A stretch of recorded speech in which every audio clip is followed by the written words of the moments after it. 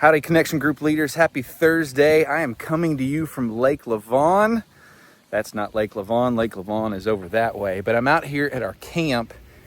Youth camp is less than 2 weeks away, so I had to come out today and make sure we were good to go with our cabins and the sound equipment and just all that jazz. And it's pretty exciting. But I'm up here on top of the hill.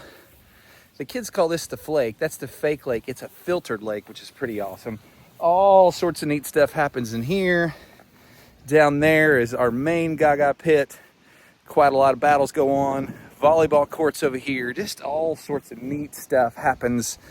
But I'm up here in the hill, and I like to hang out here and watch the kids do the slide every time. And it's just a great vantage point to see, I don't want to say all the battle, although some battles definitely do happen. Lots and lots of great competition, but just all the revelry, right? Like, it's just an exciting place to be every summer, and we can't wait to get out here in 2 weeks.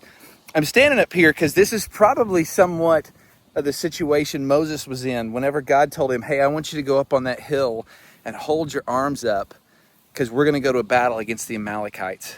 And I really can't imagine, well, maybe I can.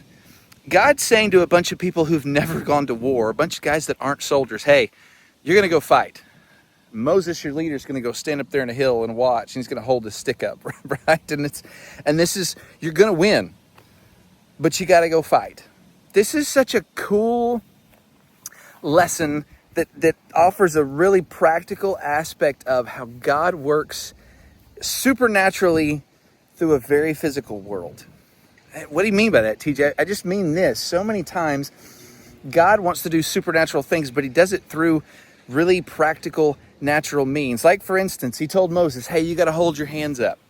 Okay, I'm going to go and hold my hands up.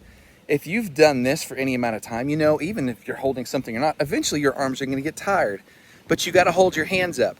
So he's not physically capable of doing it. Now, could God have supernaturally said, here, I'm going to hold your hands up? He sure could have. Or God could have very practically said, I'm going to empower two people to help you. So he sends Aaron and Hur with him. And he says, okay, boys, your job is to help hold up his arms. Now, here's the other practical aspect. And it's like, don't miss this. It's super simple, but it's not unimportant.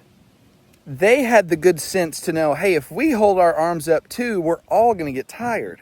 So, Moses, you sit down, and now watch this. The stick was up here on me. Now I've got to hold it here, but now I just got to hold it right here. Well, now that's a whole different motion. Like, if you get in the weight room, holding weights up here is harder than holding weights right here. Still not super easy, although if I've got two other sets of hands helping me hold up, it's a lot easier.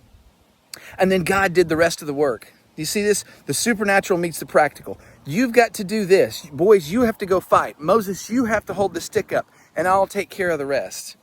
Go on in chapter 18, right? Moses is supposed to lead all these people. He needs wisdom to do this incredible job. And God supernaturally gives his father-in-law really practical advice. Hey, you need to do these things. And I'm going to supernaturally help give you guys wisdom. And part of that wisdom is going to be speaking through each other. It's not going to be one man able to say, yep, I did everything. Or even one group of people saying, yep, I did everything. The goal and the idea is constantly, hey, God used me to do this thing.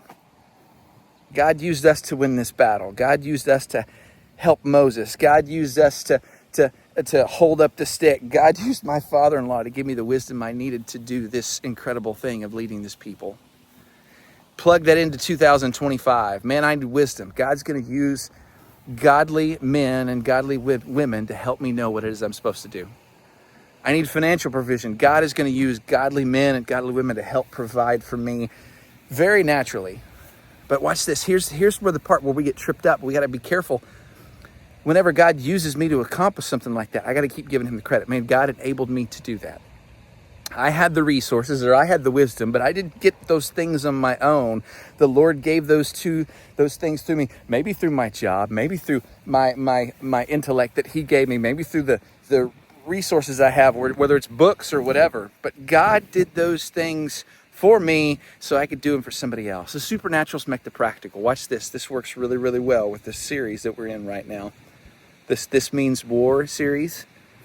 In order to win, we have to submit. We have to admit we need help from ultimately God, but from other people as well.